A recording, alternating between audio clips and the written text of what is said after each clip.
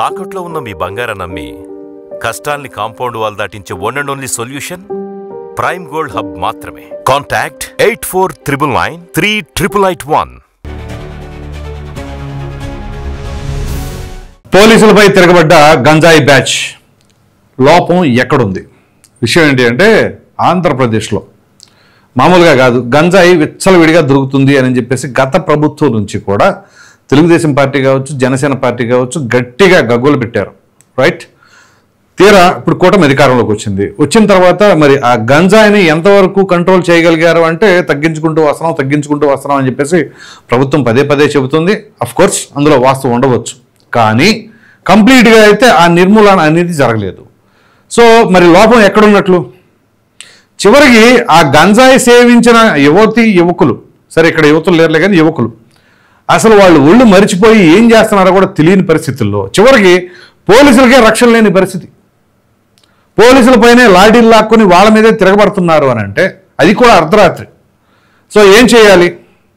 So ప్రభుత్వం కొంచెం కఠినంగా వ్యవహరించాలి అంటే సరే, అసలు ముందుగా మీకు ఆ వీడియో చూపిస్తాను. అది చూసిన తర్వాత దీని గురించి మనం మాట్లాడుకుందాం.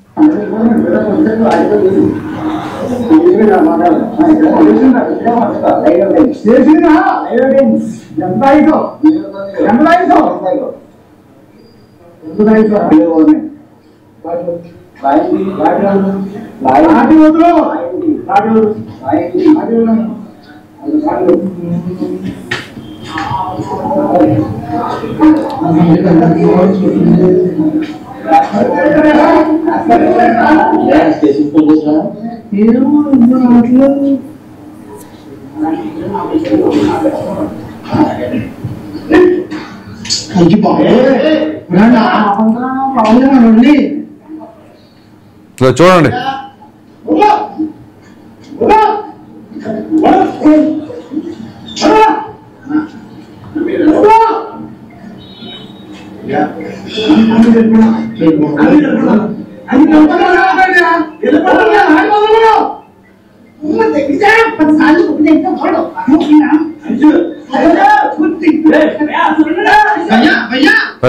పోలీసుల మీద దాడి.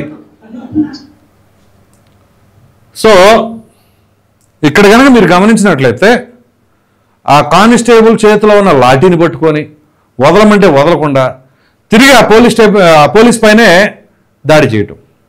సో ఏం చేయాలి వీళ్ళని? సో ఇక్కడ హోమ్ మినిస్టర్ గారు, సీఎం గారు, అలాగే డిప్యూటీ సీఎం గారు ఈ విషయం పైన చాలా సీరియస్గా యాక్షన్ తీసుకోవాల్సిన బాధ్యత ఉంది. పదే పదే ఇక్కడ ఈ గంజాయి మొక్కలు ఇక్కడనే కాదు అనేక ప్రాంతాల్లో, చివరికి ఇప్పుడు రాజమండ్రిలో అది. సో రాజమండ్రి ఎంత సస్యశ్యామలంగా ఉండే ప్లేసు, గొడవలకు పెద్దగా ఆస్కారం లేని ప్రాంతం అది. అటువంటి ప్రాంతంలో ఈ విధంగా వాళ్ళు ఆ మైకంలో ఏం చేస్తున్నారో తెలియని స్థితిలో ఉన్నారు అని అంటే సో మరి ఈ లోపం ఎక్కడుంది అనేది ఖచ్చితంగా విశ్లేషించుకోవాలి. ప్రధానంగా ఇక్కడ ప్రభుత్వానికే ఆ యొక్క అపవాదం మూటగట్టుకోవాల్సింది తప్పదు, బాధ్యత అది, ప్రభుత్వం బాధ్యత కదా. సో ఇప్పుడు ఏంటి సాధారణంగా వీళ్ళ యొక్క విచ్చలవిడితనానికి కారణం ఏమై ఉంటుందంటారు అని అంటే ప్రభుత్వం కొంచెం ఏమైనా మెతక వైఖరిలో ఉందా? సో మరి దీనిపైన కొంచెం స్ట్రాంగ్గా వాళ్ళు నిర్ణయాలు తీసుకోవాల్సిన బాధ్యత లేదంటారా? ఒకవేళ ఆ గంజాయి సేవిస్తున్న వాళ్ళలో మీ సోదరుడే ఉంటే మీరేమనుకుంటారు? ఏం చేయాలనుకుంటారు చెప్పండి? మీ ఇంటి ప్రక్కనోడో, మీ తమ్ముడో, మీ అన్నో ఎవరైనా ఇలా చేస్తూ ఉంటే ఏం చేయాలి చెప్పండి? లేదు ఆ కానిస్టేబుల్ స్థానంలో మీరుంటే మీరేం చేస్తారు చెప్పండి? ఎందుకంటే ఇటువంటి వాళ్ళు ఇక భవిష్యత్తులో రాకుండా వాళ్ళు భయపడేలాగా చేయాలి అని అంటే ఒకటి అతనికే కాదు అతని తల్లిదండ్రులకు కూడా శిక్ష వేయాలి. అఫ్కోర్స్ తల్లిదండ్రులు ఏం చేశారండి, వాళ్ళని ఎందుకు శిక్షించాలి అని చెప్పేసి అనుకోవచ్చు మీరు. అటువంటి నిర్ణయాలు అనేవి ఆ యొక్క వ్యక్తులకి భయపడేలాగా ఉండాలి. సో తను ఏదైనా చేస్తే తన తల్లిదండ్రులలాగా పోలీసులు వస్తారు, వాళ్ళు కూడా శిక్షించబడతారు అనే ఆలోచన వాళ్ళకి రావాలి. వచ్చినప్పుడే వాళ్ళకేం జరిగినా నాకేం జరిగినా పర్వాలేదు అని చెప్పేసి అనుకుంటారు జనరల్గా. అదే వాళ్ళ ఇంట్లో వాళ్ళ వరకు వస్తుందంటే ఖచ్చితంగా జాగ్రత్త పడతారు. మనకెందుకు తలనొప్పి, మా అమ్మ నాన్న మా అక్క చెల్లి వీళ్ళు బాధపడతారు మన గురించి అని కనీసం 10 సార్లు ఒక 2-3 సార్లైనా ఆలోచిస్తారు. అదే కఠినంగా లేవనుకోండి నిర్ణయాలు, ఆటోమేటిక్గా విచ్చలవిడతనం పెరిగిపోతూనే ఉంటుంది. చివరికి ప్రజలను రక్షించే పోలీసులు కూడా డ్యూటీ చేయాలంటే భయపడే పరిస్థితికి తీసుకెళ్లారు. ఏం చేయాలి చెప్పండి వీళ్ళ? సో అందుకనించే యువతని యాక్చువల్గా వాళ్ళు చదువు తగినట్టు లేకపోతే వాళ్ళ నైపుణ్యానికి తగినట్టుగానో ఏదో ఉపాధి చేసుకున్న వాళ్ళు ఎవరు కూడా ఈ విధంగా అంత జులై వెదవల్లాగా రోడ్ల మీద అర్ధరాత్రి అది కూడా తిరుగుతూ ఉన్నారంటే, నైట్ 11 తర్వాత అకారణంగా ఎవరైనా రోడ్డు మీద తిరిగితే ఇమ్మీడియట్గా మక్కిలు ఎరగొట్టాలి. దాంట్లో మొహమాటమే లేదు. ఖచ్చితంగా అట్లాంటి నిర్ణయాలు తీసుకోవాల్సిందే. హోమ్ మినిస్టర్ గారు దయచేసి ఈ యువత చాలామంది పెడదవ పడుతున్నారు, సో వాళ్ళని కంట్రోల్ చేయాలి అని అంటే పోలీసుల్ని కొంచెం గట్టిగానే డోస్ ఇవ్వమని చెప్పేసి చెప్పండి.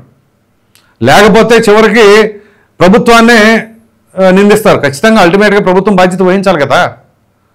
సో మరి వాళ్ళ ఇంట్లో తల్లిదండ్రుల పరిస్థితి ఏంటి, వాళ్ళు ఏం చేస్తున్నారు? అఫ్కోర్స్ ఇక ఒక వయసుకు వచ్చిన తర్వాత పిల్లలు బయటకు వెళ్ళిన తర్వాత ఏం చేస్తున్నారో తెలియదు. ఇప్పుడు ఆ వీడియో బయటకు వచ్చింది కాబట్టి ఈ విషయాన్ని మనం ఇక్కడ మాట్లాడుకోగలుగుతాం. ఒకవేళ అది వీడియో లేకపోతే, ఆ వీడియో బయటకు రాకపోతే, బయటకు రాని ఇంకా ఎన్ని ఉన్నాయో. సో బయట పబ్లిక్ ప్లేసుల్లో సీసీ కెమెరాలు అరేంజ్ చేయండి, దానికి ఒక టీంని పెట్టండి. ఇమ్మీడియట్గా ఎక్కడైనా ఏదైనా సరే ఇట్లాంటి అవాంఛనీయ ఘటనలు చోటు చేసుకుంటుంటే మాత్రం కొరడా జులిపించాల్సిందే. అండ్ మోరోవర్ ప్రధానంగా ఇక్కడ ఏంటి అంటే ఈ గంజాయి అనేది మాత్రం కుక్కటి వేళతో సహా పీకి పడేయాల్సిందే. డ్రగ్స్ కానీ ఈ మాదక ద్రవ్యాలను ఈ గంజాయి కానీ ఇట్లాంటివి ఇక ఈజీగా ఏదో బడ్డీ కొట్లో చాక్లెట్ దొరికినట్టు దొరుకుతూ ఉందనుకోండి, ఇంకా భవిష్యత్తులో ఈ యువత పరిస్థితి ఏంటి? యువత మరి మన రాష్ట్ర భవిష్యత్తు అని చెప్పేసి అనుకుంటున్నప్పుడు వాళ్ళేమో ఈ రకంగా తయారైపోతే మరి ఏమైపోవాలి? మన దేశం నిజంగా అభివృద్ధి పదంలోకి వెళ్తుందా, లేకపోతే ఈ విధంగా మాదక ద్రవ్యాలు సేవించి ఎందుకు పనికి రాకుండా అదొకటి పాలైపోతారు? చివరికి వాళ్ళ తల్లిదండ్రులు శోకాలు పెట్టి ఆడవలసిందే. ఎందుకంటే ఇట్లాంటి బిడ్డని ఏం అనలేరు కన్నబిడ్డ కాబట్టి, అలాగని వాళ్ళని నిర్మూలించలేరు, వాటిని కంట్రోల్ చేపించలేరు. సో తల్లిదండ్రులకి కొంచెం బ్రీత్ ఉంటుంది కదా, కన్న కొడుకు అన్న. సో ఇప్పుడు మనం తీసుకోవాల్సిన నిర్ణయాలు ఏంటి అంటే ఖచ్చితంగా ప్రభుత్వం కొంచెం కఠినంగా వ్యవహరించాలి. అట్ ద సేమ్ టైం ఆ స్థానిక ఎమ్మెల్యేలు ఎవరైతే ఉన్నారో వాళ్ళు కూడా ఈ విషయాన్ని చాలా సీరియస్గా తీసుకోవాలి. మరలా ఇక్కడ రాజకీయ రంగులు అదేమిటి అంటే ఆ పార్టీకి చెందిన వాళ్ళు ఈ పార్టీకి చెందిన వాళ్ళు, ఒకవేళ నిజంగానే అధికార పార్టీకి చెందిన వాళ్ళైతే ఒకలాగా ఉంటుందా, ప్రతిపక్ష పార్టీకి సంబంధించిన వాళ్ళైతే ఒకలాగా ఉంటుందా? ఆ పార్టీ ఈ పార్టీ కాదు, ఇక్కడ వాళ్ళు చేస్తున్న పనులు ఎట్లాంటివి వాటిని మాత్రం పరిగణలో తీసుకోవాలి. లేదు నేను ఆ ఎమ్మెల్యే తాలూకు ఈ ఎంపీ తాలూకు అంటే ఇంకా 4 ఇంకూ డోస్ పెంచాలి ఇంకా. సో ఒకవేళ ఇలాంటి వాళ్ళు నిజంగానే అధికార పార్టీకి సంబంధించిన వాళ్ళు అనుకోండి, ఆ ఎమ్మెల్యేలు సమర్థిస్తారంటారా? సమర్థించే లెక్క అయితే ఆ రాజకీయ నాయకుడికి రాజకీయ భవిష్యత్తు ఉంది ఖచ్చితంగా. ఎందుకంటే అతన్ని చూసి ఓట్లు వేద్దాం అనుకున్న వాళ్ళు కూడా ఈ బ్యాచ్ని చూసి వేయరుగా. సో గత ప్రభుత్వ హయాంలో కూడా చాలా వరకు ఇట్లాంటివే జరిగినాయి. ఒకవేళ నిజంగానే ఎమ్మెల్యేకి మంచి పేరు ఉండొచ్చు, కానీ ఆ కింద చుట్టూ ఉంటారు కదా బెటలేను, వాళ్ళు చేసే యథ పనుల వల్ల వాళ్ళకి వేయరు ఓట్లు. సో ఇక్కడ ఓట్లు ఇవన్నీ ఎందుకు మాట్లాడుకుంటున్నామంటే ప్రతి దానికి రాజకీయం ముడిపడే ఉంది కదా. మావాడు, మా పార్టీ వాడు, లేదా మా కులం వాడు, ఈ యథ పంచాయతీలని పెట్టేసి చివరికి లా అండ్ ఆర్డర్ కంట్రోల్ లేకుండా పోతుంది. సో ఖచ్చితంగా మన రాష్ట్రం మిగతా రాష్ట్రాలు వేరు, ఆంధ్రప్రదేశ్ వేరు. ఎందుకంటే మనం రాజధాని నిర్మించుకోవాలి, అట్ ద సేమ్ టైం పెట్టుబడిదారులు ఆకట్టుకోవాలి. అటువంటి తరుణంలో ఇట్లాంటి విధ్వంసకర ఘటనలు లేకపోతే ఆకతాయిలు వీళ్ళు రెచ్చిపోతూ ఉన్నారనుకోండి, ఇంకా ఏమనుకుంటారు? అరే ఆంధ్రప్రదేశ్ అంత సేఫెస్ట్ ప్లేస్ కాదేమో అనే భావనలోకి వస్తారుగా. కాబట్టి వాటన్నిటిని పరిగణనలోకి తీసుకొని ఖచ్చితంగా యువత పెడదవ పట్టకుండా ఉండాలి. అట్ ద సేమ్ టైం ఎవరైనా సరే ఇట్లాంటి వాటికి పాల్పడితే మాత్రం చాలా కఠినంగా శిక్షలు ఎంత దారుణంగా ఉండాలి అంటే ఇక దాంట్లో మళ్ళీ రిజర్వేషన్స్ అవేం ఉండకూడదు. ఇక దళితుడని, మైనారిటీ అని, బీసీలని, ఆ కమ్యూనిటీ ఈ కమ్యూనిటీ అని అసలు ఏం ఉండకూడదు. ఇక ఎవరు చేసినా ఇమ్మీడియట్గా చర్యలు తీసుకోండి. ప్రధానంగా తల్లిదండ్రులు మీరు గుర్తుంచుకోండి, మీ బిడ్డలు ఎట్లా తయారవుతున్నారో ఒక కంట కనిపెట్టండి. మీ చేయి దాటిపోయాడు అని అంటే ఇక అంతకంటే దారుణమైన పరిస్థితి కూడా ఉండదు. ఆ తర్వాత మనం ఎంత గగ్గోలు పెట్టిన ఉపయోగమే ఉంటుంది. అప్పటికి జరగాల్సిన డ్యామేజ్ అంతా జరిగిపోద్ది, అతను కెరీర్ నాశనం అయిపోద్ది, ఆరోగ్యపరంగా కూడా అతను ఇబ్బంది పడతా ఉంటాడు. ఎందుకైనా మనం బిడ్డలను కన్నది ఆయనని చెప్పేసి మీరు బాధపడాల్సి వస్తుంది. సో ఎంతో కొంత సమాజంలో ఓ మంచి స్థాయిలో ఉన్న తల్లిదండ్రులు ఇట్లాంటి బిడ్డల ద్వారా కనీసం వాళ్ళ బంధువుల్లో కూడా తలెత్తుకోలేని దుస్థితికి వస్తారు. సో ఈ మాటలు కొంచెం కఠినంగా ఉన్నా కానీ వాస్తవాలు అవి.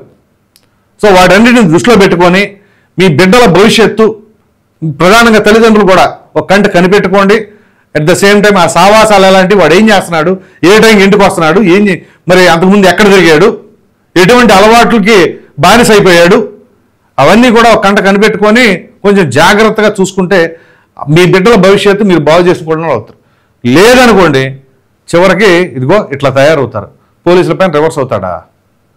అదే 4 పీకి కాళ్ళలో చేతిలో ఎరగొడితే ఏంటి పరిస్థితి? మరలా ఆ తల్లిదండ్రులు బాధపడతారు. ఇదిగో పోలీసులు, రక్షించవలసిన పోలీసులు ఈ విధంగా కొట్టారు అని చెప్పేసి మళ్ళీ ప్రభుత్వం పైన రివర్సు. దీనికి మళ్ళా రాజకీయ పరంగా టర్న్ తీసుకొని ఆ పార్టీ వాళ్ళు ఈ పార్టీ వాళ్ళు వచ్చేసి సింపతి గేమ్ ఆడతారు. ఇది మన రాష్ట్రం ఉన్న దౌర్భాగ్య పరిస్థితి. కాబట్టి హోమ్ మినిస్టర్ గారు, అలాగే డిప్యూటీ సీఎం గారు, సీఎం గారు చాలా జాగ్రత్తగా వీటిని ఎక్కడికక్కడ అరికెట్టగలగాలి అని చెప్పేసి అయితే కోరుకుందాం. ఈ వీడియో పైన మీ అభిప్రాయం ఏంటి అనేది మాత్రం కామెంట్ సెక్షన్లో తప్పకుండా తెలియజేయండి. Thank you.